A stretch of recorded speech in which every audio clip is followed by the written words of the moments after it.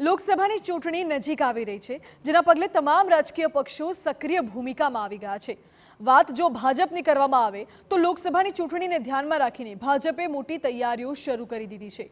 17 ફેબ્રુઆરી અને 18 ફેબ્રુઆરીના રોજ દિલ્હીમાં ભાજપ નેશનલ કાઉન્સિલની બેઠકનું આયોજન કરવામાં આવ્યું છે। તમને જણાવી દઈએ કે આ બેઠક ભાજપની રાષ્ટ્રીય કાર્યકારિણી અને રાષ્ટ્રીય પરિષદના અધ્યક્ષ સ્થાને યોજાશે। આ બેઠકમાં રાજ્યના પદાધિકારીઓ, કોર કમિટી સહિત પૂર્વ પ્રદેશ પ્રમુખને પણ હાજર રહેવાનું ફરમાન કરવામાં આવ્યું છે।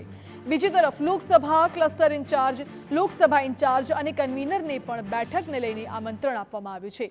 આ 2 દિવસની બેઠકમાં મહત્વનું છે કે મોરચાના પ્રદેશ પ્રમુખો અને મહામંત્રીઓ, રાજ્યના મીડિયા સંયોજકો પણ હાજર રહેશે। વાત ગુજરાતની જો કરવામાં આવે તો મુખ્યપ્રધાન ભૂપેન્દ્ર પટેલ અને પ્રદેશ પ્રમુખ CR પાટીલ 2 દિવસ બેઠકમાં હાજર રહેવાના છે। ગુજરાતથી ભાજપના 700 જિલ્લા પદાધિકારીઓ દિલ્હી જશે।